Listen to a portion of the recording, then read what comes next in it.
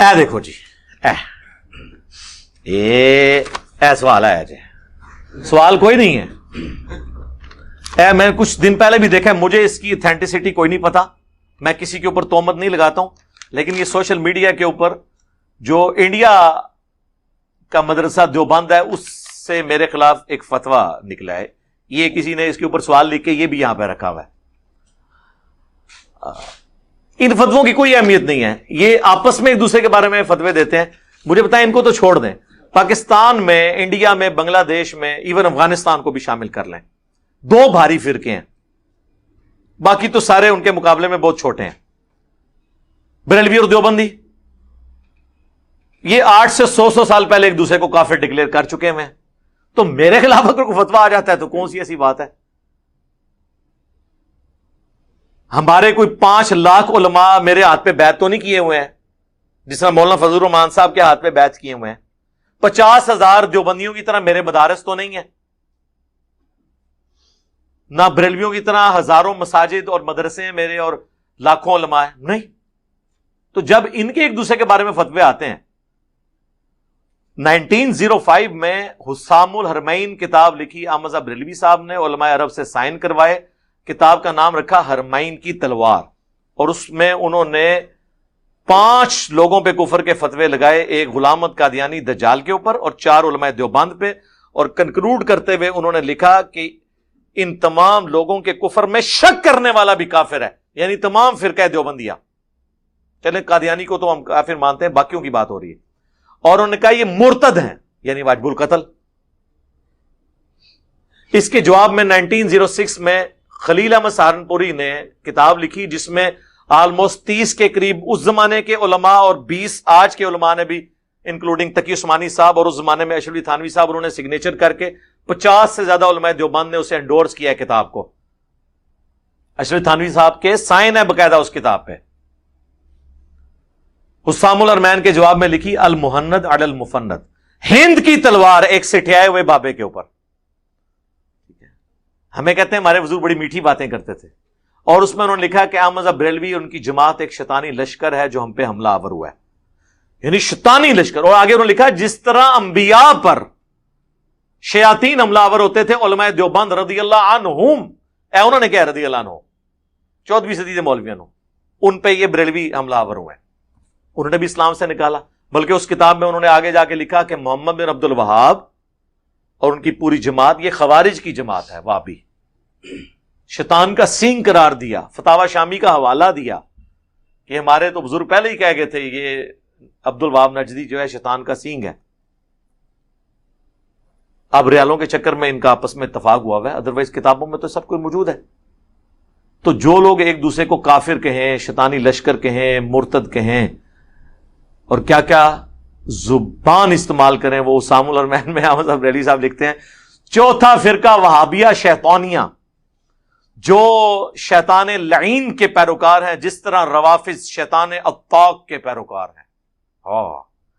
وہ کہتے ہیں شیطان اطاق کے پیروکار ہیں رافضی، اور جو بڑا شیطان لعین ہے اس کے پیروکار ہیں یہ وہابی، اور وہابی وہ دیوبند اور اہل حدیث کو کمبائنڈ کہتے ہیں، اور یہ انہوں نے خود اس کی شرح بیان کی ہے احکام شریعت میں، جب ان سے پوچھا گیا کہ قادیانی اور وہابیوں کا ذبیحہ اس کے بارے میں آپ کیا فرماتے ہیں، تو احمد بریلوی صاحب ارشاد فرماتے ہیں، وہ فرماتے ہیں کہ جی وہابی، پھر انہوں نے بریکٹ کھولی خود ہی، دیوبندی، اہل حدیث، قادیانی،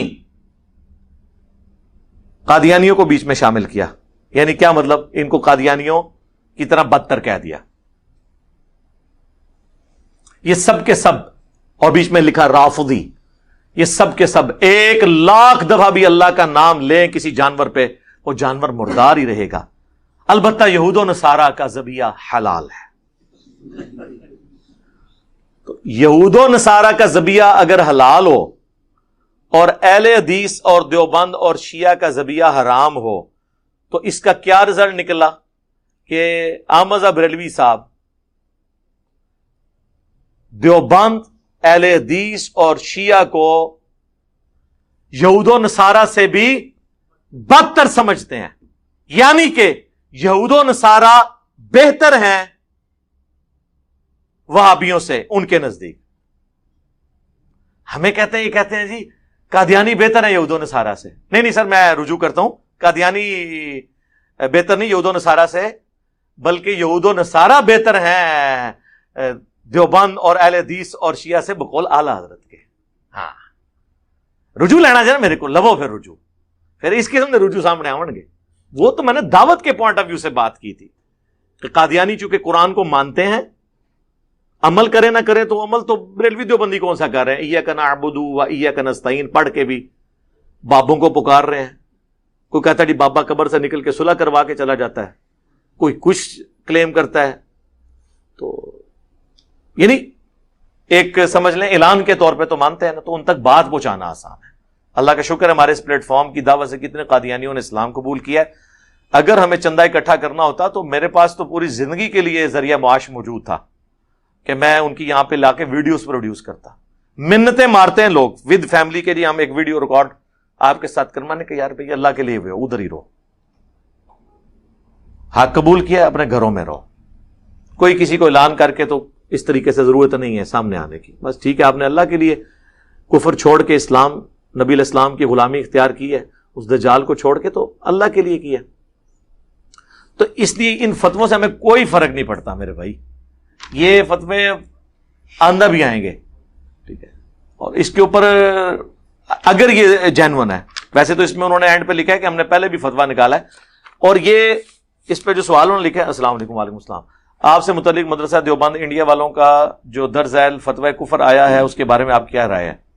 یہ فتوی کفر نہیں سرکار، یہ میں نے پڑھا ہوا ہے، یہ فتوی کفر نہیں ہے، بلکہ اس میں انہوں نے کہا ہے کہ یہ اہل سنت والجماعت سے خارج ہے اور گمراہ ڈکلیئر کیا ہے، کافر نہیں انہوں نے ڈکلیئر کیا. اللہ کا شکر ہے، ہاں کافر نہیں ڈکلیئر کیا. احتیاط علماء پتہ نا احتیاط سے فتویٰ لکھتے ہیں. اہل سنت والجماعت سے خارج ہے، تو وہ تو اہل سنت والجماعت سے تو ان کو احمد بریلوی صاحب نے پہلے ہی خارج کر دیا تھا اسام الارمین میں، یہ تو خود خارج ہیں. ہاں، اور انہوں نے احمد بریلوی کو نکالا اور ان دونوں نے مل کے اہل حدیث کو نکالا، اور سارے کہتے ہیں مجھے کیوں نکالا. ہاں ہاں، یہ مولوی کہتے ہیں مجھے کیوں نکالا، اور ان سب کو پکڑ کے میں نے نکالا.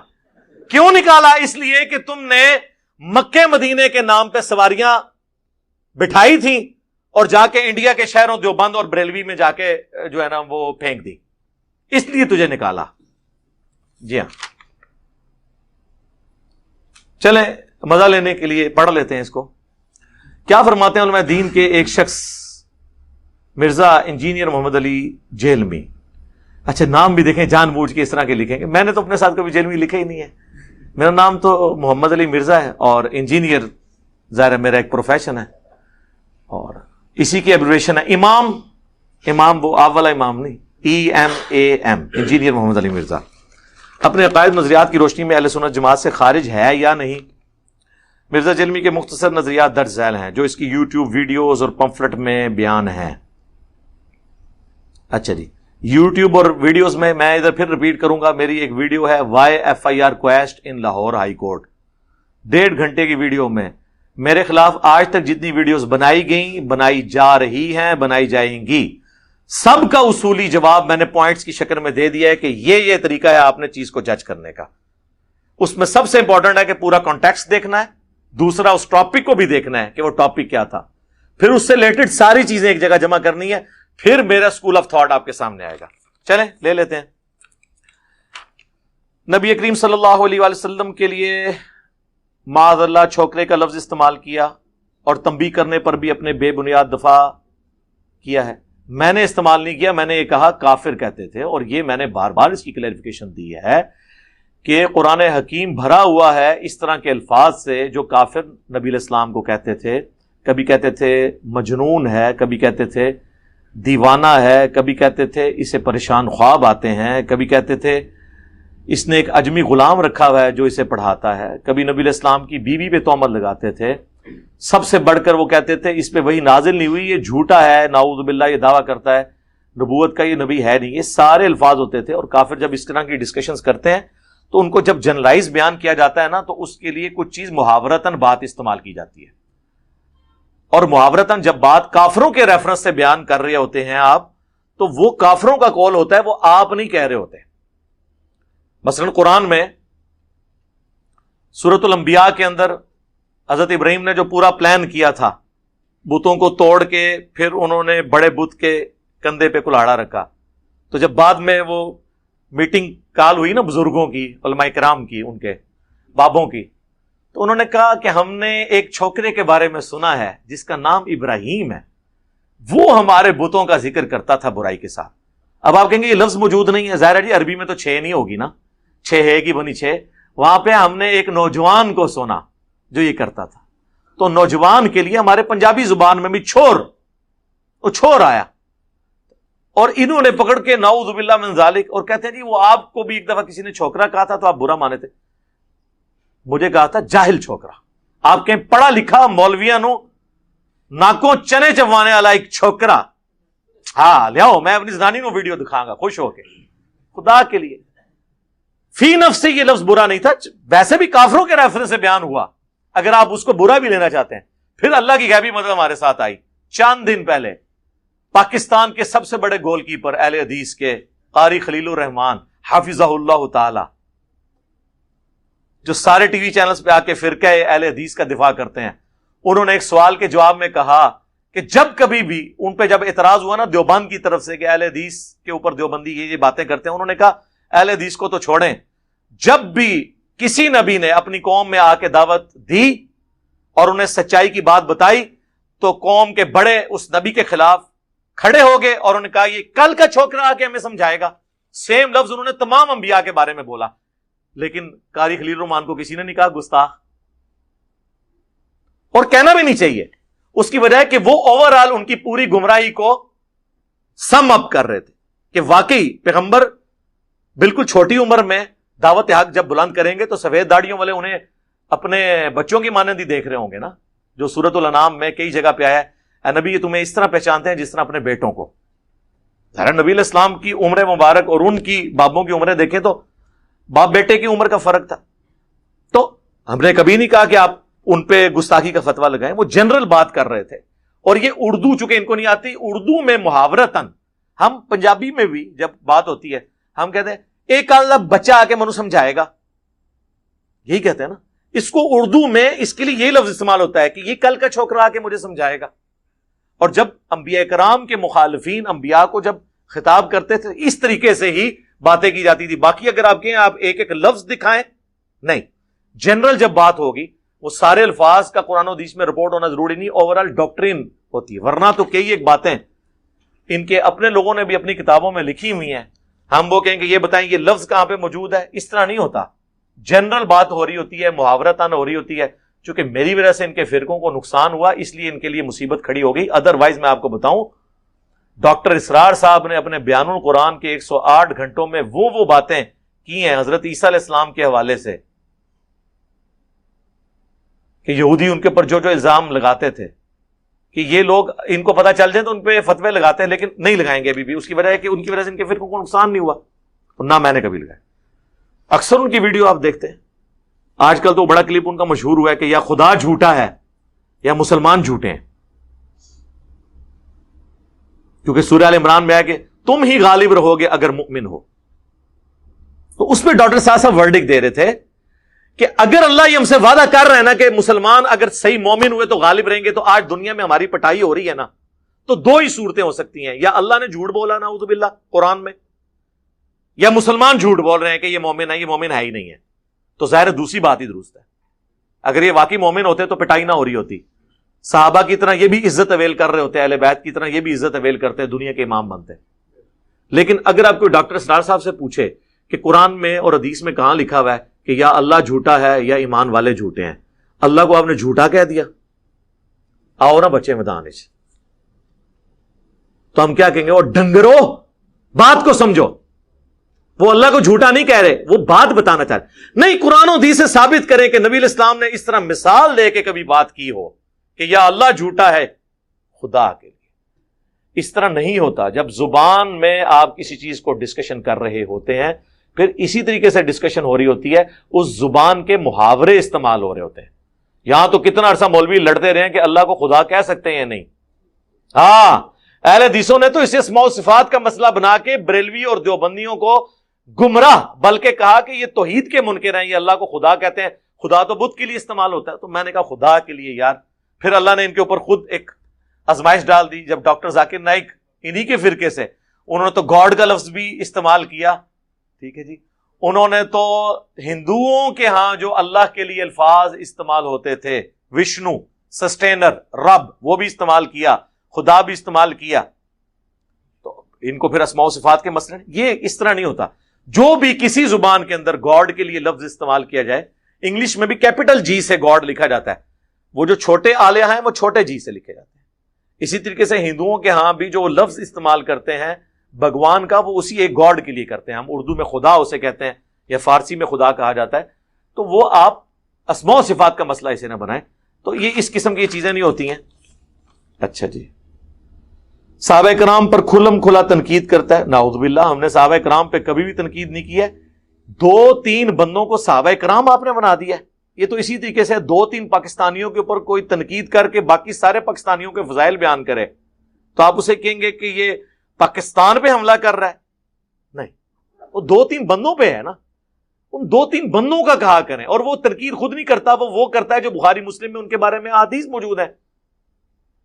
اور وہ تنقید بھی برائے اصلاح ہو رہی ہوتی ہے, نہ کہ ان کی کوئی عزت کم کرنے کے لیے. ورنہ تو ہمارے پمفلٹوں میں ان بندوں کے ناموں کے ساتھ رضی اللہ عنہ لکھا ہوا ہے, چاہے حضرت معاویہ ہوں, حضرت مغیرہ ابن شعبہ ہوں, عمر بن عاص ہوں, رضی اللہ عنہم اجمعین. 3 بندوں کو صحابہ کرام آپ نے کہہ دیا. بھائی صحابہ تو آپ خود کہتے ہیں 1 لاکھ سے زیادہ ہے, ان میں 3 بندوں کا تو آٹے میں نمک والا بھی معاملہ نہیں ہے. لیکن اگر یہی 3 بندے ان لوگوں کے خلاف ہوں جن کو ہم خلفائے راشدین مانتے ہوں, اور جامع ترمذی, ابو داؤد اور ابن ماجہ کی حدیث ہو, تم پر میری اور میرے خلفائے راشدین کی سنت لازم ہے, دین میں نئی نئی بدعتوں سے بچنا اور میرے خلفائے راشدین کی سنت کو لازم پکڑنا, تو خلفائے راشدین کے مخالفین کے اوپر اگر کوئی بندہ بات کرتا ہے تو وہ ذاتی بات تو نہیں کر رہا. حضرت علی کے مخالفین پہ جب ہم بولتے ہیں تو ہم حضرت علی کی فیور میں بول رہے ہوتے ہیں, ہم کو تھرڈ پارٹی نہیں ہوتے, ہم حضرت علی کی پارٹی بن کے بول رہے ہوتے ہیں. تھرڈ پارٹی تو تب ہوں جب ہم دونوں کے خلاف بول رہے ہوں. جب ہم حضرت علی کا ساتھ دیتے ہیں مخالفین کے خلاف تو ہم حضرت علی کی پارٹی کا حصہ ہیں اور ان صحابہ کا حصہ ہیں جنہوں نے حضرت علی کو خلیفہ چنا. اور وہ کون سے ہیں؟ وہ وہی ہیں جنہوں نے ابو بکر, عمر, عثمان کو چنا. تو ہم حضرت علی کے ساتھ ہی ہیں. مودودی صاحب پہ نا لوگ اعتراض کرتے ہیں, مودودی صاحب تفہیم القرآن میں جب بھی لکھتے ہیں نا اینڈ پہ کہتے ہیں میں یہ کہتا ہوں, تو وہ اپنی رائے دیتے ہیں. بالکل جھوٹ. وہ ہمیشہ اختلافی موضوعات پہ فقہی مسائل کو ڈسکس کرنے کے بعد تفہیم القرآن میں وہ لکھتے ہیں امام ابو حنیفہ کی یہ رائے ہے, امام شافعی کی یہ رائے ہے, امام مالک کی یہ رائے ہے, امام احمد بن حنبل کی یہ رائے ہے, امام سفیان ثوری کی یہ رائے ہے,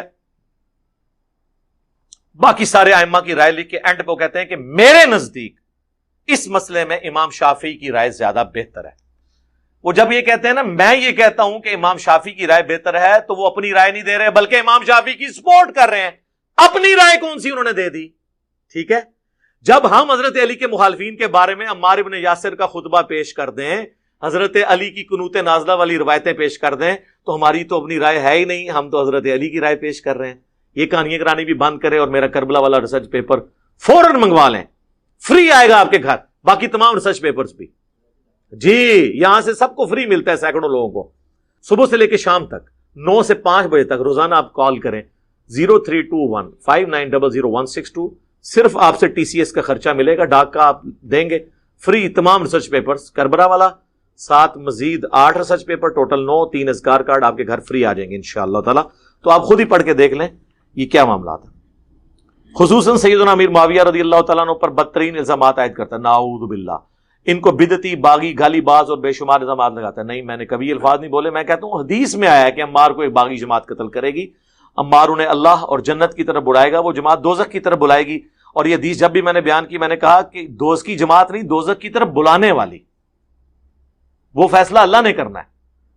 یہ صحیح بخاری 2812. تو یہ پھر مجھ سے پہلے امام بخاری کو آپ لوگ مجرم کیوں نہیں کہتے ہیں؟ اور یہ حدیث تو مسلم میں بھی ہے کہ عمار کو باغی جماعت قتل کرے گی, تو مجھے کیوں کہہ رہے ہیں؟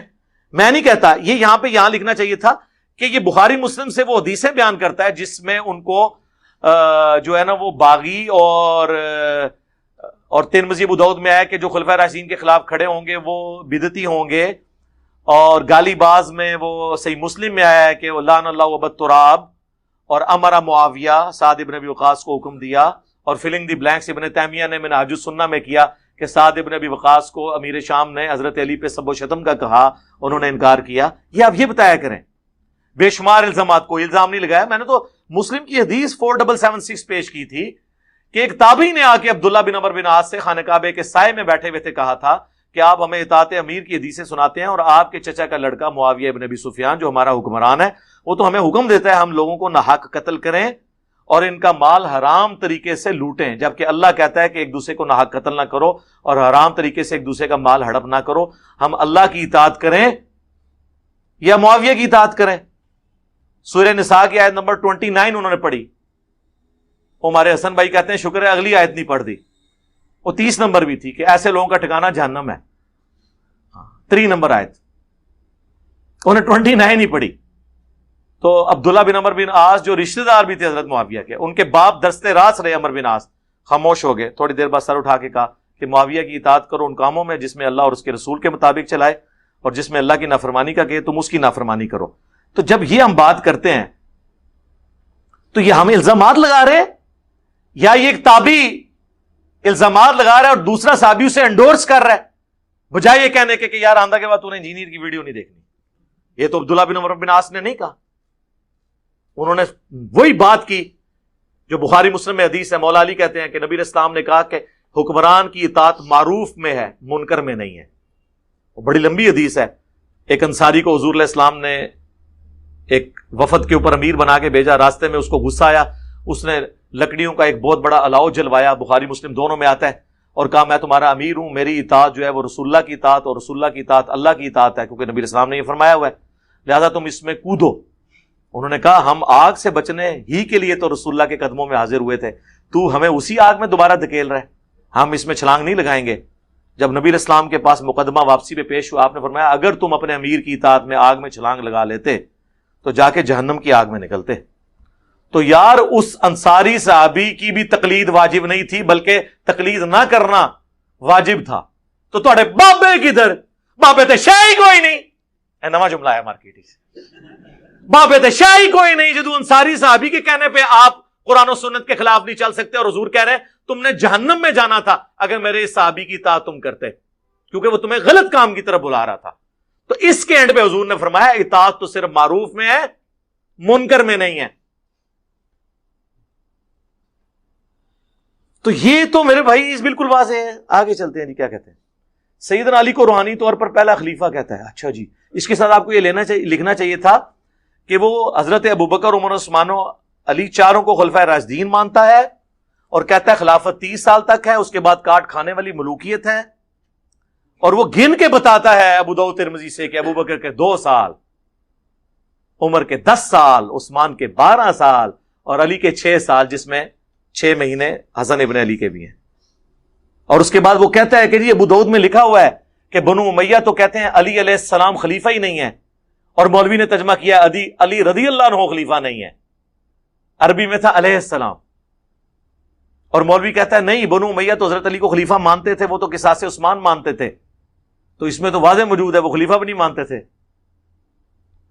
اور پھر جواب میں حضور کے آزاد کردہ غلام وہ کہتے ہیں کہ ان کی پیٹھ سے جھوٹ ہے جو نکلا ہے، حق تو یہ ہے کہ ان کی اپنی بادشاہت بدترین ہے روئے ارض کے اوپر، اور مصنف ابن ابی شیبہ میں اور مسند ابی داؤد طیالسی کے اندر ہے کہ بدترین بادشاہ ہیں، اور پہلا بادشاہ ان میں معاویہ ابن ابی سفیان ہے رضی اللہ عنہ۔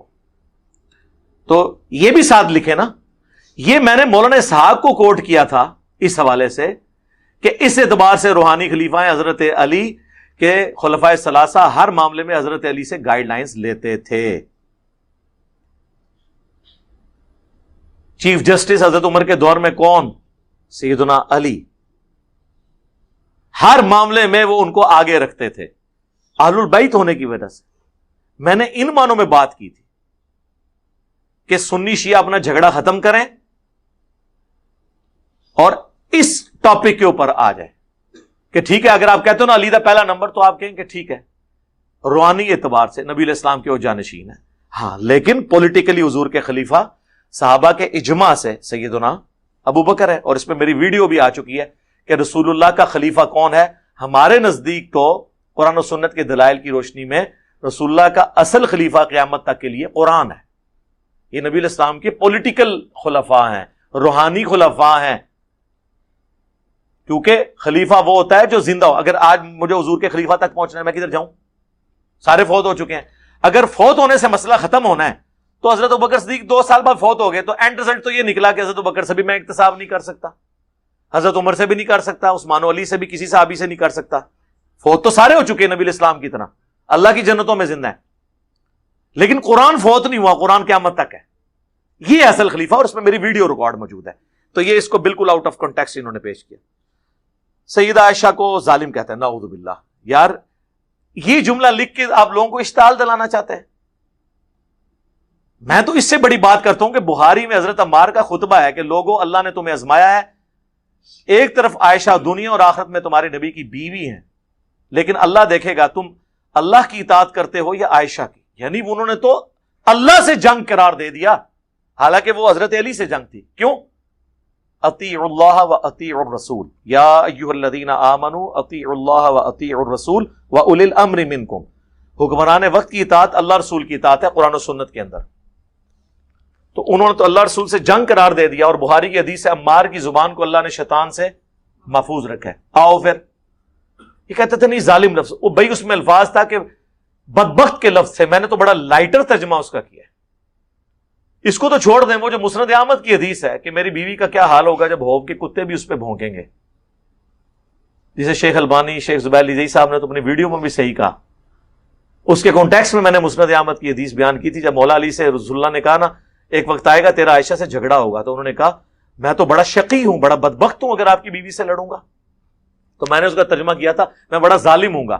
یعنی ظلم عربی میں کہتے ہیں حق سے ہٹنے والا. بدبخت کی بجائے میں نے لائٹر ترجمہ کیا, لیکن حضور فرمایا لیکن بلکہ جب وہ ایسا کرے تم اسے گھر تک پہنچا دینا. مراد کیا کہ جب ظاہر دونوں لڑیں تو ایک ہی بندہ ظلم کرنے والا ہوتا ہے, دوسرا تو مظلوم ہوتا ہے. تو لاکن نے کلیئر کر دیا کہ مخالف پارٹی ظلم پہ ہوگی, لیکن وہ بھی آج کی ڈیٹ میں چونکہ انہوں نے معافی مانگ لی, حضرت علی نے انہیں معاف بھی کر دیا, وہ معاملہ سیٹل ہو چکا. کوئی بھی کسی کو یہ یعنی جرت نہیں ہونی چاہیے. میں تو سیدہ عائشہ سلام اللہ علیہا کی توہین کرنے کو نبی علیہ السلام کی توہین شمار کرتا ہوں, ٹھیک ہے. اور عمار بن یاسر سے بڑھ کے کون شیان علی میں سے تھا جنہوں نے بخاری میں خطبہ ہے کہ دنیا اور آخرت میں تمہارے نبی کی بیوی ہے. کہتے نہیں لفظ دکھائیں. جی لفظ بھی میں نے آپ کے لیے ڈھونڈ لیا ہے, لفظ اس کے لیے ڈھونڈا ہے کہ جو آپ کو زیادہ برا لگے. جی سنن کبری البیہقی میں موجود ہے. عمار ابن یاسر کہتے ہیں کہ اہل شام کو, معاویہ کی پارٹی کو کافر نہ کہو, اگرچہ انہوں نے خلیفہ وقت کے خلاف خروج کیا, بلکہ کہو یہ فاسق اور ظالم ہے. کیا ہے؟ فاسق اور ظالم, کافر نہ کہو. جی تو سلف کا فہم یہ ہے, حضرت عمار ابن یاسر کا فہم لے لو, ظالم لفظ بھی لے لو, جاؤ ٹنڈ تے کھیڈو. اس تو بڑا لفظ عمار ابن یاسر نے بخاری میں کہا اللہ سے جنگ, ظالم لفظ بہت چھوٹا رہ گیا, اللہ سے جنگ بڑا لفظ. ٹھیک ہے کریں. چھیڑنے سے یہ میں آپ کو بتاؤں, میں پھر اور وہ باتیں بھی بتاؤں گا جو ابھی تک میں نے کئی باتیں کیمرے میں نہیں کی, وہ بھی کروں گا. صحابہ کرام کی تکفیر کرنے والے کو مسلمان سمجھتا ہے. اچھا اچھا اچھا, اور پھر آگے تشریح کر دی روافظ کو مسلمان سمجھتا ہے. تو بھئی آپ لوگ پھر یہ جو 73 کے آئین میں آپ نے قادیانیوں کو کافر قرار دیا ہے, تو تمام لوگ نکلیں پھر جا کے دھرنا دیں اور شیعہ کو پھر کافر قرار دیں. اگر آپ سمجھتے ہیں تو آپ کا منہ توڑ کے رکھ دیں گے. وہ لے آئیں گے چشتی رسول اللہ, اشرف علی تھانوی رسول اللہ. تے جاؤ گے نا جدو تے برات نال کٹھی آئے گی, 3 میتاں اٹھن گیا, جانے ایک جائے گی نا, ایک دی واسے ہو کہ تینوں دے جنازے اتوں اٹھن گے, پیچھے پھر اسی رواں گے. ہاں جی اسی پھر پھراں گے گلیاں وچ. ہاں اسی لیے رسک نہیں لیتے, یہ ذہن میں رکھیے گا. وہ بڑا بھلا زمانہ تھا, قادیانی رگڑے میں آ گئے.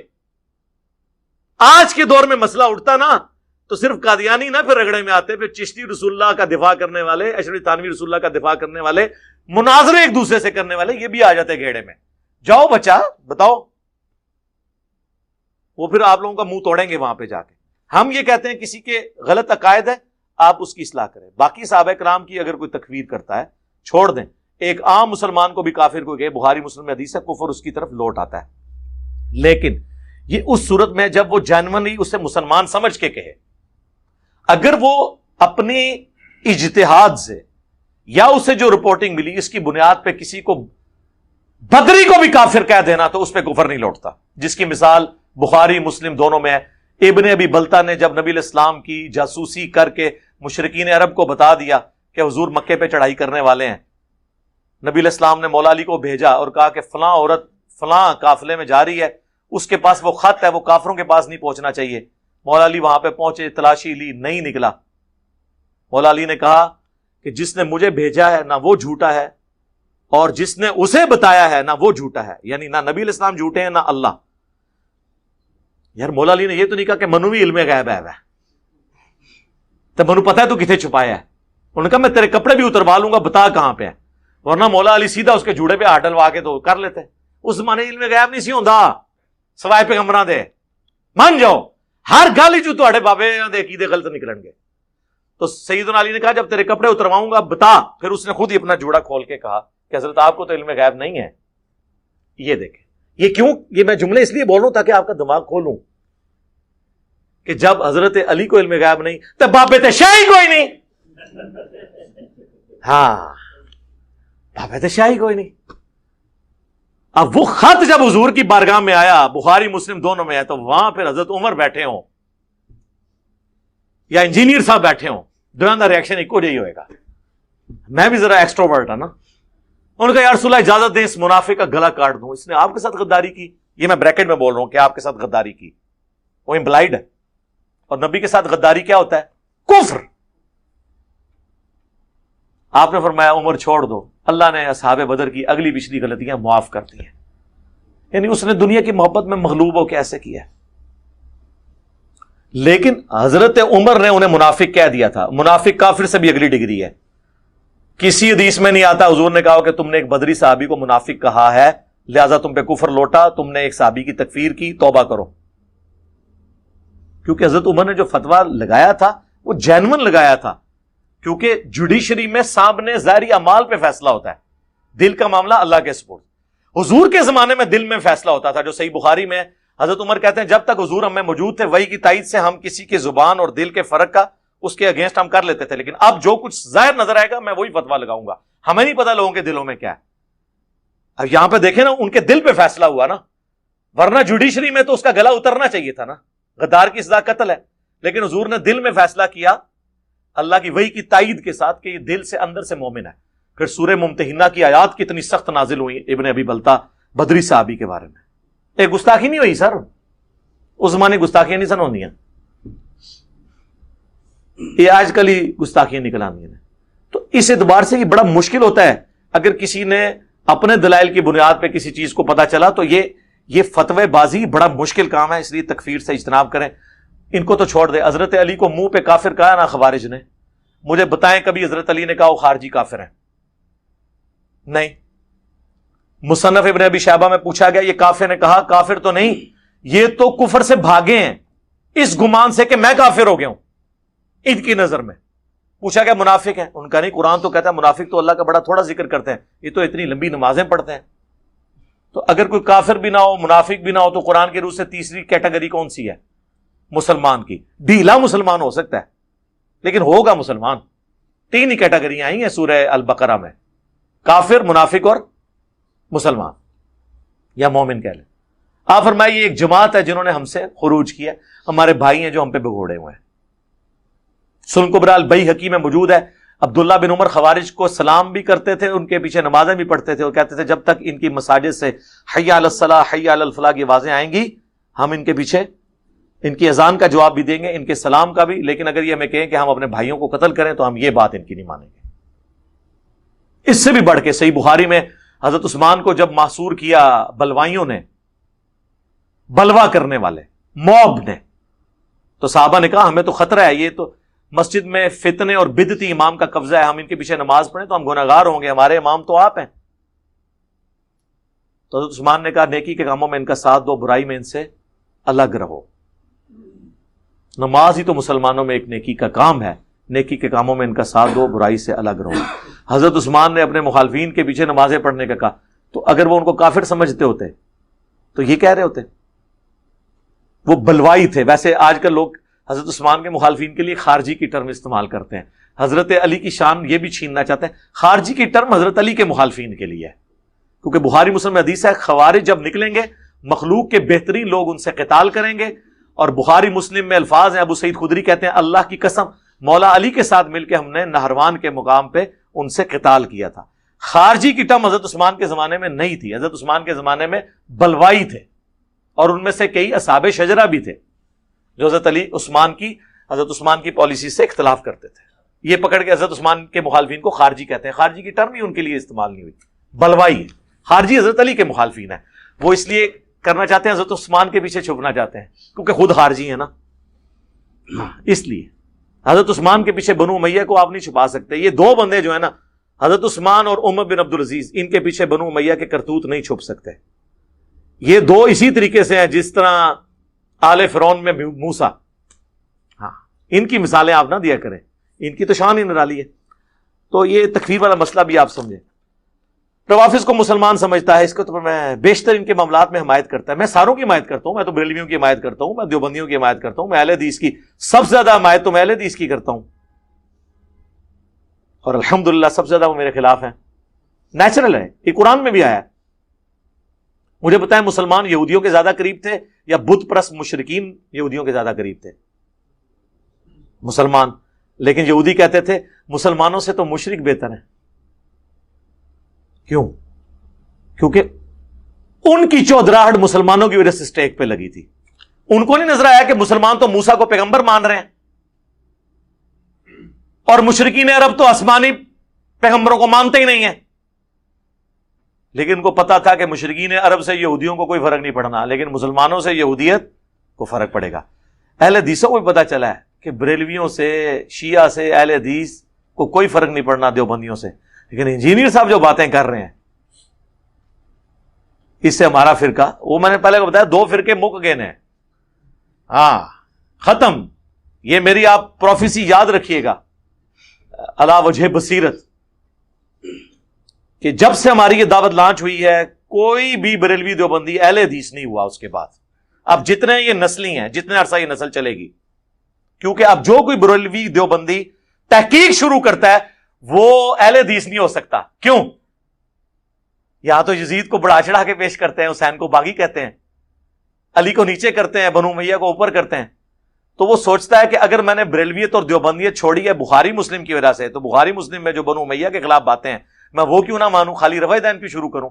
اس لیے سب سے زیادہ اہل حدیث کے، یہ میں آپ کو ٹروتھ ریویل کر رہا ہوں، لوگ کہتے ہیں اہل حدیث 99 مسائل اہل حدیث کے آپ والے ہیں، پھر یہ مخالف کیوں ہیں؟ اس لیے کہ افیکٹو وہ ہیں، ان کے فرقے میں اب اضافہ نہیں ہوگا۔ بریلوی دیوبندی تو اتنے ہیں کہ ان کی مائیں روزانہ اتنے بریلوی دیوبندی اور پیدا کر دیتی ہیں جتنے ان کو چھوڑ کے جاتے ہیں، لیکن اہل حدیث تو بیچارے تھوڑے نو روڑا۔ اور دوسرا فرقہ شیعہ دا، شیعہ میں اب جتنا پڑھا لکھا طبقہ ہے نا، وہ متنفر تھا ان کی بدعات سے، ان کے ماتموں سے، ان کے جھولوں سے، اور ان کے صحابہ کرام کے بارے میں روڈ لینگویج یوز کرنے سے۔ ہاں، بنو امیہ والا مقدمہ ان کا جینون تھا، وہ ہم نے مان لیا، اس لیے لوگ، اللہ کا شکر ہے، تو ہم ہر ایک کا ساتھ دیتے ہیں، کیونکہ ہمارے نبی نے ہمیں بتایا ہے کہ ابو ہریرہ رضی اللہ تعالیٰ عنہ کو صحیح بخاری میں آتا ہے کہ انسانی شکل میں آ کر شیطان نے وظیفہ دیا تھا آیت الکرسی کا کہ صبح تک فرشتہ تیری حفاظت کرے گا۔ نبی علیہ السلام نے فرمایا 3 دنوں سے جو تیرا مہمان انسانی شکل میں ہے جھوٹا لیکن بات سچی کی ہے۔ تو بریلوی، دیوبندی، اہل حدیث، شیعہ اپنے کئی معاملات میں جھوٹے ہیں، اپنے عقائد کی خرابیوں کے باوجود کئی باتوں میں یہ درست بھی ہیں، ان کو میں درست کہتا ہوں، جہاں پہ وہ غلط ہے میں ان کو غلط کہتا ہوں۔ تو میں اللہ کا شکر سب کی حمایت کرتا ہوں سچائی میں۔ محدثین پر احادیث چھپانے کا الزام لگاتا ہے، الزام کہاں سے لگا رہا ہوں میں نے تو آپ کو پریکٹیکلی ثبوت دے دیا ہے، اور اس کے بعد ان کی میں نے کوئی توہین نہیں کی ہے۔ ظاہر ہے کہ جب حکومت ہو بنو امیہ اور بنو عباس کے پاس تو اعلان حق بلند کرنا تو مشکل ہوتا ہے، اور میں نے آپ کو ثبوت دیا کہ امام ابو داؤد، صحیح حدیث ہے 4131 ابو داؤد میں، مقدام بن مادی کرب کو جب امیر شام نے کہا کہ حسن فوت ہو گئے ہیں، تو وہاں پہ وہ لکھتے ہیں ایک مرد نے کہا کہ تم حسن کے مرنے کو مصیبت سمجھتے ہو؟ تو مقدام کو پھر غصہ آیا. انہوں نے کہا کہ میں کیوں نہ حسن کی موت کو مصیبت سمجھوں. نبی علیہ السلام تو ایک طرف حضرت حسن کو اپنے اس پہ بٹھاتے تھے زانوں کے اوپر, کہتے تھے حسن مجھ سے ہے, حسین علی سے ہے, تو میں اس کے مرنے کو مصیبت نہ سمجھوں. تو ابو داؤد نے لکھا قال رجل, لیکن امام احمد نے لکھا قال معاویہ. یہ معاویہ نے کہا تھا کہ حسن کا مرنا کون سی مصیبت ہو گیا. تو پھر میں نے کہا کہ امام ابو داؤد نے صرف یہ یہاں پہ نہیں کیا, بلکہ ابو داؤد میں حدیث ہے جب فلاں شخص فلاں کو ملنے کوفے آیا تو حضرت علی پہ سب و شتم کروایا. وہ فلاں فلاں انہوں نے لکھا, تو میں نے بتایا کہ امام ابو داؤد نے لکھا ہے, لیکن سنن نسائی الکبریٰ میں امام نسائی نے لکھا ہے جب حضرت معاویہ حضرت مغیرہ ابن شعبہ کو ملنے کوفے آئے تو انہوں نے خطبہ مقرر کی حضرت علی پہ سب و شتم کے لیے. تو میں نے یہ آپ کو پریکٹیکلی ثابت کیا ہے, الزام نہیں لگایا. الزام تو ہوتا ہے جو جھوٹا ہو. میں نے آپ کو بتایا کہ پریکٹیکلی ایسا ہوا ہے, لیکن اس کے بعد کسی کی توہین ہم نے نہیں کی ہے. ہمارے لیے تو یہ کافی ہے کہ انہوں نے فلاں کے ساتھ بھی روایتیں لکھ دی ہیں, ہم آپ کو بتا سکتے ہیں. امام بخاری نے حضرت علی علیہ السلام کے بارے میں لکھا, چلے سن لیں, کہ حضرت علی رضی اللہ تعالیٰ علیہ السلام جب کوفے میں شفٹ ہوئے تو وہ اپنے چبوترے پہ بیٹھ کے لوگوں کو دینی مسائل سکھایا کرتے تھے. زور کی نماز پڑھی اور پھر عصر تک وہ مسائل سکھاتے رہے. شیعہ سے بھی میں کہتا ہوں کہ زور اثر جمع کرنا جائز ہے, الگ وقت میں پڑھنا افضل ہے. اور یہ شیعہ کے خود اپنے جواد نقوی صاحب کا بھی کلپ آیا, تو یہ ان کے لیے بھی پھکی ہے. اس میں حضرت علی نے زور اثر الگ الگ وقت میں پڑھی ہے. تو عصر تک وہ مسائل سکھاتے رہے. پھر لوگوں کو انہوں نے وضو کر کے بتایا. وضو کیا, اس میں الفاظ ہیں کہ چہرہ دھویا, پھر دونوں ہاتھ کونیوں تک دھوئے. آگے آ کے راوی کے الفاظ ہیں کہ پھر راوی نے سر اور پاؤں کا بھی ذکر کیا. کیا ذکر کیا کہ سر اور پاؤں دھوئے یا مسح کیا؟ کوئی نہیں. یہاں بریکٹ لگا, یعنی یہاں پہ وہ فل سٹاپ لگا کے بات بیچ میں ایمبیگوس ہوگی, آگے پھر چلتی ہے حدیث. پھر حضرت علی نے وضو کا بچا ہوا پانی کھڑے ہو کر پیا اور کہا اہل کوفہ میں معیوب تم لوگ سمجھتے ہو نا کھڑے ہو کے پانی پینے کو, میں نے نبی علیہ السلام کو اسی طریقے سے وضو کے بعد کھڑے ہو کر پانی پیتے ہوئے دیکھا ہے, لہذا کھڑے ہو کے پانی پینا جائز ہے. اسی حدیث کی بنیاد پہ ہم مسلم کی اس حدیث کو منسوخ سمجھتے ہیں جو نبی علیہ السلام نے فرمایا کہ جو کھڑے ہو کر پانی پیے وہ کیا کر دے. وہ حدیث منسوخ ہے, بعد میں حضور نے اجازت دی, اور یہ بہت بڑی امت کے لیے ایک سہولت ہے. عمومی عمل بیٹھ کے ہی پانی ہے, لیکن کھڑے ہو کے پینا بھی سنت ہے. اور اس میں یہ بھی قید نہیں کہ وضو کا بچا ہوا ہو یا نہ ہو. وضو کا بچا ہوا کوئی زمزم تو نہیں بن جاتا, وہ بھی پانی ہے. حضرت علی نے مطلقاً ذکر کیا. اب یہ اتنی لمبی حدیث میں وضو کا جب طریقہ آیا نا, وہاں پہ صحیح بخاری میں آتا ہے کہ حضرت علی نے چہرہ دھویا, دونوں ہاتھ کونیوں تک دھوئے. اس کے بعد آتا ہے پھر سر اور پاؤں کا ذکر کیا. راوی نے کیا ذکر کیا؟ دھوئے کے مسا کیا. یہی تو رولا بنے ہیں سنی یہ مسئلہ یہ حل ہو جائے کہ مولا علی نے وضو کیڑا کیتا سی. وہ مسند ابی داؤد طیالسی کے اندر سیم 100% یہی سند ہے جو امام بخاری کی ہے, بلکہ اس سے بھی اعلی سند ہے. امام بخاری اور حضرت علی کے درمیان جتنے واسطے ہیں نا, ان میں سے ایک واسطہ کم ہے, باقی 100% ڈیٹو کاپی ہے اس سند کی. وہی 100% سند ہے, ایک لفظ کا بھی فرق نہیں ہے. وہاں پہ موجود ہے کہ حضرت علی نے چہرہ دھویا, دونوں ہاتھ کونیوں سمیت دھوئے, پھر سر کا مسح کیا اور پھر پاؤں کا مسح کیا. چہرہ دھویا, دونوں ہاتھ کونیوں سمیت دھوئے, پھر سر کا مسح کیا اور پھر پاؤں کا مسح کیا. جبکہ صحیح بخاری میں کیا ہے کہ چہرہ دھویا, دونوں ہاتھ کونیوں تک دھوئے, پھر راوی نے سر اور پاؤں کا بھی ذکر کیا. کیا ذکر کیا نہیں لکھا ہوا. تو ایک جگہ کہیں حدیث چھپتی ہے, دوسری جگہ آ جاتی ہے. یہ چھپانے کا الزام نہیں ہے, ریئلٹی ہے.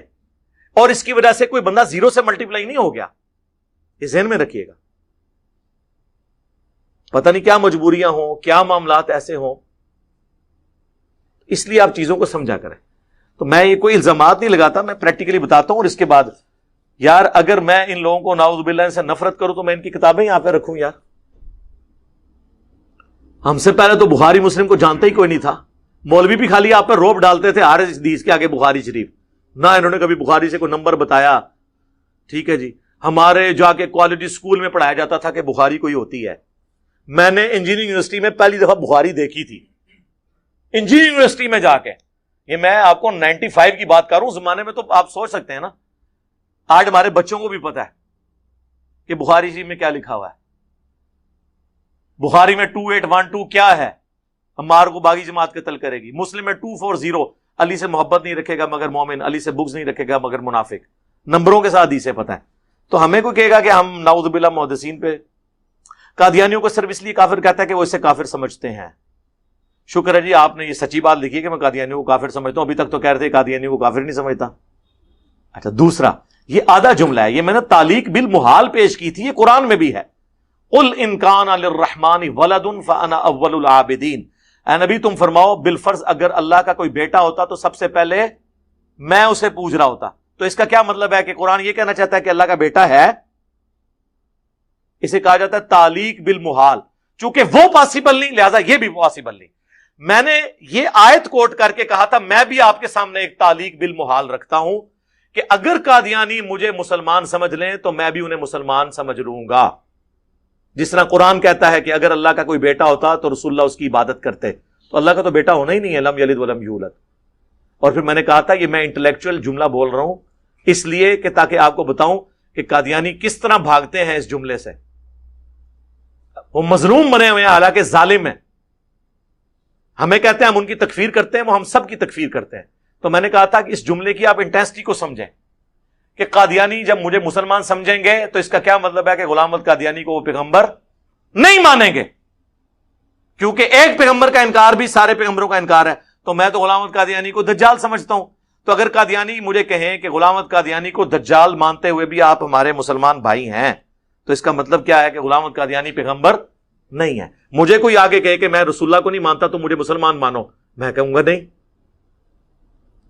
اور اس پہ میں نے کتنے قادیانیوں کو بھگایا ہے، ہمارے اسٹوڈنٹس نے بھگایا ہے. میرے پاس 8-10 سال پہلے آئے کچھ قادیانی، ان کے دھوکے میں نے سامنے جب رکھے، کہتے ہیں آپ کو کیا مسئلہ ہے؟ میں نے کہا آپ مجھے کافر ہیں. نہیں آپ مسلمان ہیں. میں نے کہا اپنے مربی سے لکھوا کے لاؤ. اور میں نے ادھر ہی کہا تھا قیامت تک نہیں آؤ گے. ٹائم قیامت تک ہے، جیسا کراچی والے مفتی کو ٹائم دیا نا قیامت تک کے لیے. یہ محاورتاً ہوتا ہے کہ کبھی نہیں آؤ گے. تو میری کرامت ہے 10-11 سال ہو گئے واپس نہیں آئے، کیونکہ کوئی مربی یہ لکھ کے نہیں دے گا.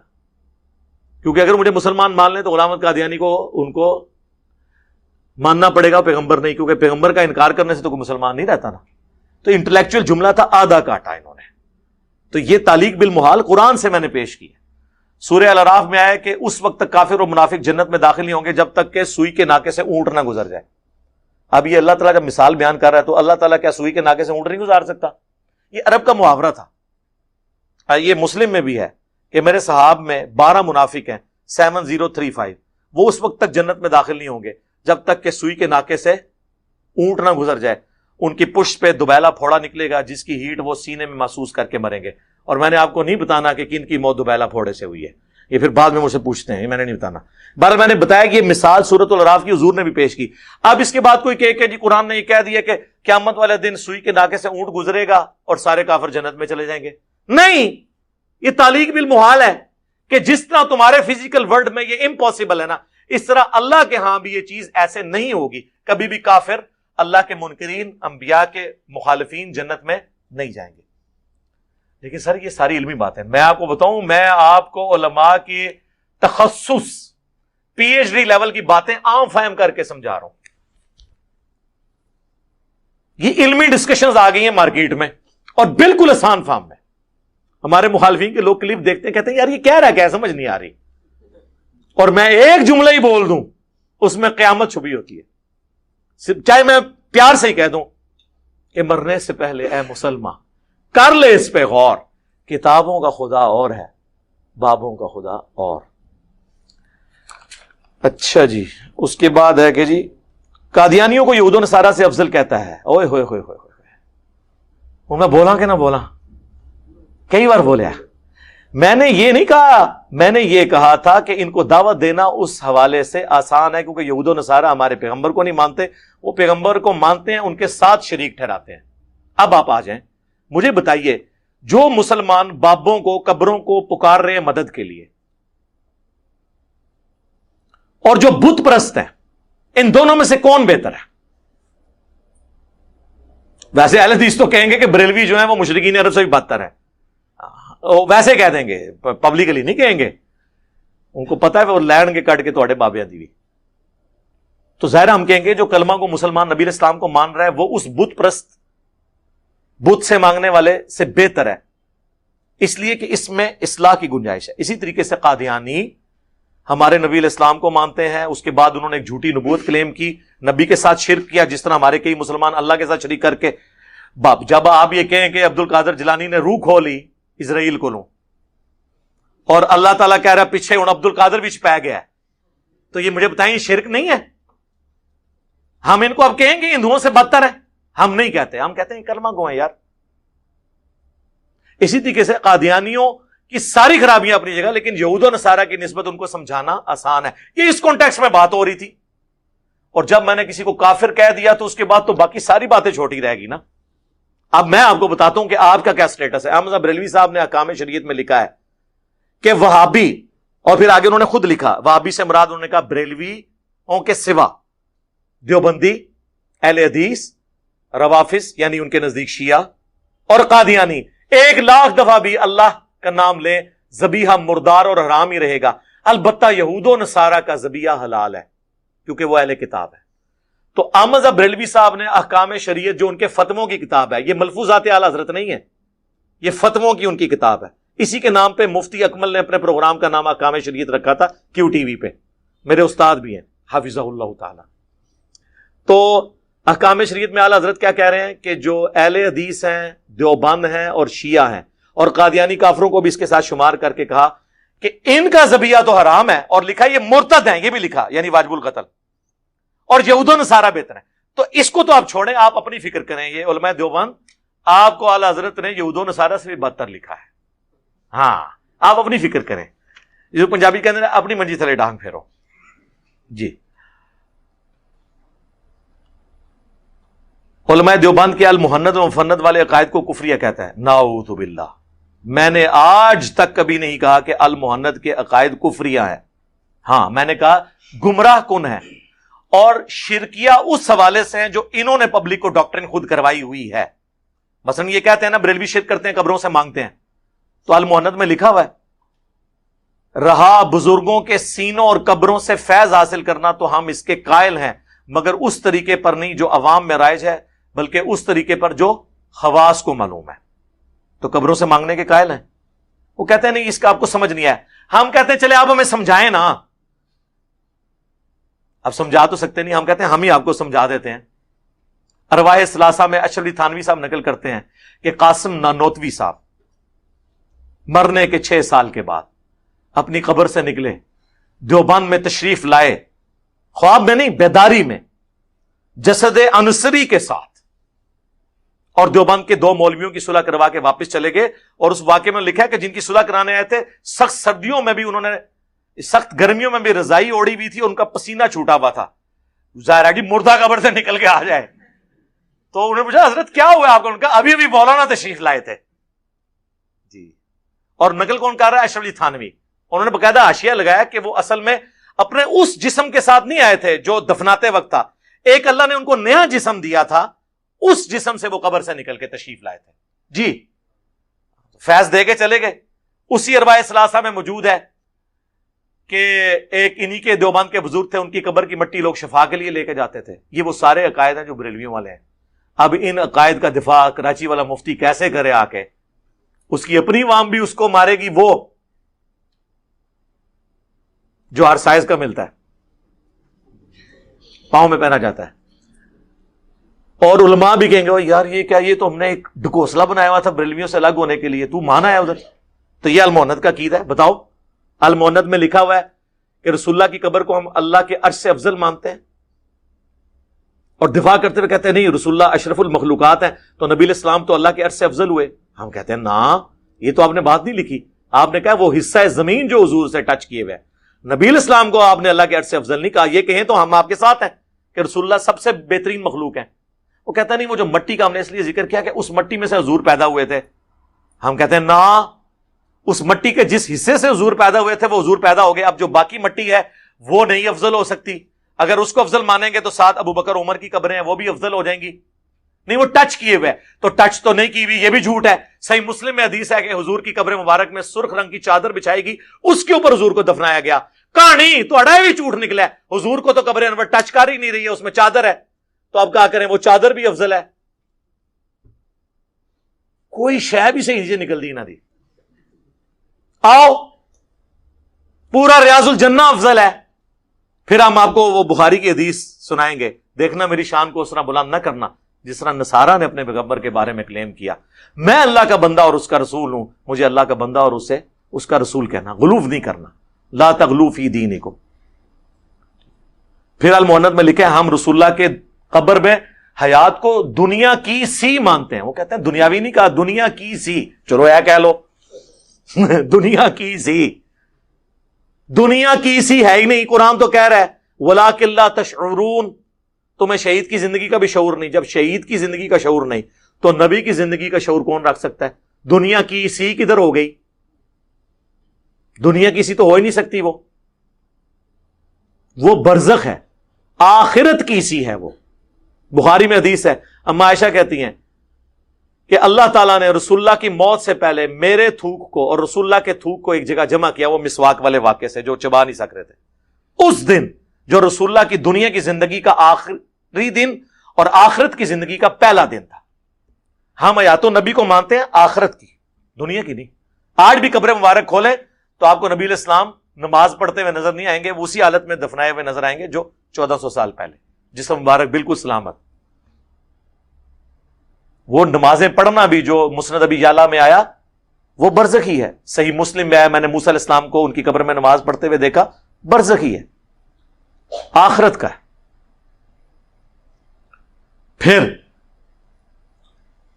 المحنت کے اندر جو اسام الارمین میں جن باتوں پہ کفریہ فتوے تھے ان کا جھوٹا دفاع کیا ہوا ہے آپ لوگوں نے. اور آپ کے ایک بابا جی جس نے تقریر لگائی اس نے تو کہا ہمارا یہ عقیدہ ہے کہ نبی علیہ السلام اپنی وفات کے بعد بھی دنیا میں جہاں چاہیں کونوں مقام میں تصرف فرما سکتے ہیں. تو یہی تو بریلوی کہتے ہیں. تو بریلوی تو بندی بھی دونوں ایک ہو جائیں گے انشاءاللہ, ہو گئے میں بلکہ. تو میں نے اس عقائد کی یعنی گمراہی کا ذکر کیا تھا. اسی طریقے سے نبی علیہ السلام کے لیے ڈائریکٹ ایکچولی تھانوی نے علم غیب کے لیے حفظ الامان میں کہا تھا, حفظ الایمان کتاب چھوٹی سی کتابچی ہے, کہ رسول اللہ صلی اللہ علیہ وسلم کو بھی علم غیب ہے, اور یہ کوئی رسول اللہ کی تخصیص نہیں ہے بلکہ یہ علم الغیب ہر پاگل مجنون اور جانور کو بھی حاصل ہے, کہ اس کی بھی چھٹی حصے اس کو آنے والے معاملات کا پتہ چل جاتا ہے. رسول اللہ کے علم الغیب جو وحی کی تائید کے ساتھ تھا اسے تشبیہ دی. اسی لیے اسام الارمین میں احمد بریلوی نے ایشوری تھانوی پہ کفر کا فتویٰ لگایا, بالکل ٹھیک لگایا, کیونکہ رسول اللہ کے لیے انہوں نے اپنی طرف سے ایک بات منسوب کی. اگر یہ وہ کہتا نا کہ کافر یہ کہتے تھے پھر تو بات ختم ہو جاتی.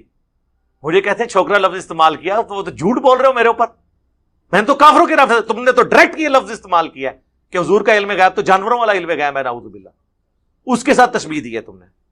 تھرٹی علماء کرام پر تان و تشنیع بہتان درازی اس کا معمول ہے. یہ ایک بات ہے جس کو میں انڈورس کرتا ہوں بالکل. لیکن یہ تان تشنیع بہتان درازی نہیں ہے, ریالٹی. یہ بہتان کا لفظ کہتے ہیں کہ علماء کے چھپے ہوئے حقائق پبلک کے سامنے بیان کرتا ہے. ٹھیک ہے, لفظ اللہ کو معاذ اللہ محمل کہتا ہے. یار خدا کے لیے میں نے یہ کہا تھا کہ صرف اللہ نہ بولیں آپ. نبی علیہ السلام نے ایٹریبیوٹس کے ساتھ ہمیشہ اللہ کا نام لیا ہے. کوئی ایک وظیفہ مجھے حضور کا دکھائیں جس میں صرف لفظ اللہ ہو. میں کوئی اللہ کی توہین نہیں کر رہا تھا, میں کہہ رہا تھا کہ اللہ کوئی مکمل جملہ نہیں ہے, یہ نام ہے. جب تک آپ جملہ مکمل نہیں کریں گے, عربی لنگوسٹک کے پوائنٹ آف ویو سے میں بات کر رہا تھا, اللہ صرف کہیں گے تو اس کا کیا مطلب ہوگا؟ دی الہ, وہ جس کی پوجا کی جائے. لیکن یہ جملہ نہیں مکمل ہوا, یہ نام ہے. اللہ اکبر, اب جملہ مکمل ہوا. تمام بڑائیاں اللہ کے لیے ہیں, یہ اللہ بڑا ہے. سبحان اللہ, پاکی اللہ کے لیے. لا الہ الا اللہ, اللہ کے سوا کوئی معبود نہیں. لا حول ولا قوت الا باللہ, نہیں ہے طاقت گناہوں سے بچنے کی اور نہ ہمت نیکیاں کرنے کی مگر اس کی توفیق سے. تو میں نے کہا تھا نبی علیہ السلام نے آج تک جتنے وظیفے تعلیم کیے ان میں اللہ نہیں تعلیم کیا, اللہ کو ایٹریبیوٹ کے ساتھ ذکر کیا ہے. لہذا صرف یہ صوفیہ جو اللہ اللہ یہ کرتے ہیں، یہ بدعت ہے ذکر کرنا اس طریقے سے. اس نے پکڑ کے اس کو اللہ کی توہین بنا دی ہے. کسی نے چھلانگ ماری، اس نے کہا وہ ابن ماجہ سے ایک روایت ضعیف اٹھا کے لے کے آئے، پھر خود شرم آئی کہ نہیں وہ مسلم میں ایک حدیث ہے، جب تک دنیا میں ایک بھی اللہ اللہ کہنے والا موجود ہے قیامت قائم نہیں ہوگی. مسلم میں اس سے انہوں نے اللہ اللہ کا ذکر ثابت کر دیا. او یہ تو محاورتاً بات ہو رہی ہے کہ جب تک اللہ کا کوئی یاد کرنے والا موجود ہے اس وقت تک قیامت نہیں آئے گی. اس سے یہ کہاں ثابت ہو گیا کہ نبی علیہ السلام نے اللہ اللہ صرف اللہ کے نام کو ذکر کرنے کی ترغیب دی ہے؟ یہ تو محاورتاً ہے، جس طرح ہم بھی کہتے ہیں یہاں ہم اللہ رسول کو یاد کرنے بیٹھے ہوئے ہیں. جب تک بیٹھتے ہیں اللہ رسول کا نام لیتے ہیں. اس کا مطلب آپ یہ سمجھیں گے کہ میں 2 گھنٹے سے کہہ رہا ہوں اللہ رسول اللہ رسول اللہ رسول، یہ کہہ رہا ہوں، یہ مطلب لیں گے؟ نہیں، آپ کہیں گے ان کا ذکر خیر. اس طرح حضور جب کہہ رہے تھے نا کہ دنیا میں جب بھی ایک بندہ بھی موجود ہے اللہ اللہ کرنے والا، یعنی اللہ کا ماننے والا، اس کی عبادت کرنے والا. ورنہ اگر آپ والا میں مطلب مانوں تو دنیا میں کوئی حدیث کی کتاب لائیں نا جس میں نبی علیہ السلام نے صرف اللہ کے ورد اور اس کا تسبیح کھینچنے کا حکم دیا ہو. آپ کا تو ہمیشہ ذکر ملتا ہے 33 دفعہ سبحان اللہ، 33 دفعہ الحمدللہ، 34 دفعہ اللہ اکبر، یا 33 دفعہ اللہ اکبر 100 کا عدد پورا کرنے کے لیے لا الہ الا اللہ وحدہ لا شریک لہ لہ الملک ولہ الحمد وہو علی کل شیء قدیر. بخاری مسلم دونوں میں یہ احادیث موجود ہیں. بخاری مسلم دونوں میں حدیث ہے میں تمہیں جنت کے خزانوں میں سے ایک خزانہ دوں، لا حول ولا قوت الا باللہ. بخاری مسلم دونوں میں حدیث ہے کہ فرشتوں کی تسبیحات تمہیں بتاتا ہوں، سبحان اللہ وبحمدہ سبحان اللہ العظیم. رکوع اور سجدے کی تسبیحات مسلم شریف میں اور ترمذی میں آئیں، سبحان ربی العظیم سبحان ربی الاعلی. اور مجھے آپ کو ایک ذکر بتائیں بھی تو صحیح نا، کوئی شے کٹ کے تو لے آؤ نا، پھر میرے تے اعتراض کرو. یہ کہہ رہے کہ میں نے اللہ کے لفظ کی توہین کر دی ہے. اللہ کا نام پرفیکٹ ہے اپنی جگہ، لیکن ایٹریبیوٹس کے ساتھ اس کا ذکر کیا جائے گا. ٹھیک ہو گیا؟ یہ تھا. اس کے علاوہ بے شمار نظریات میں اہل سنت والجماعت بریکٹ میں لکھنا چاہیے دیوبند کے منہج سے منحرف ہوں. میں منحرف نہیں ہوں، بلکہ میں آپ کے عقیدوں کو سنیت کے لیے زہر قاتل سمجھتا ہوں. آپ کے عقیدے وہ ہیں جو 1867 میں دیوبند مدرسے میں بنائے گئے، اور آپ کے جو مخالفین ہیں وہ ہیں جن کے 1896 میں منظر الاسلام بریلی شریف میں بنائے گئے. دیوبند شریف اور بریلی شریف، کیا ایسا مفسد شخص اہل سنت والجماعت سے خارج نہیں ہے؟ جی میں بھی کہتا ہوں کہ وہ اہل سنت والجماعت جس کو آپ کلیم کرتے ہیں اس سے تو میں خارج ہوں. رہ گئی وہ سنیت جو کتابوں میں ہے، جو بخاری مسلم میں ہے، اس سے بھی بڑھ کر قرآن، اس سے میں آپ کو خارج کرتا ہوں دلائل کی بنیاد پہ. ٹھیک ہے جی. نوٹ: مرزا جلمی کی گستاخیوں کے کلپ اس کے یوٹیوب چینل پر بھی موجود ہیں، اس کی ویب سائٹ پہ بھی موجود ہیں. سائل کو پاکستان کا لیا، پورے انڈیا کوئی سائل نہیں لبا ایڈا سوال کرنے والا. ٹھیک ہے نا. اور پھر انہوں نے جواب میں کہا کہ جی وہ گمراہ ہے، خارج ہے، ہمیں کوئی فرق نہیں پڑتا، اللہ آپ کا بھلا کرے. میں تو کہتا ہوں منزل اسلام بریلی سے بھی آنا چاہیے فتویٰ. یہ پرانے زمانے کی باتیں ہیں، آپ لوگ یوٹیوب پہ خود جج کر لیں گے کوئی کیا کہتا ہے، ہمیں کوئی فرق نہیں پڑتا، یقین کریں. میں کہا ہمارے مخالفین سے ہمارا خون بڑھتا ہی ہے. الحمدللہ. اللہم صلی علی محمد وعلی آل محمد.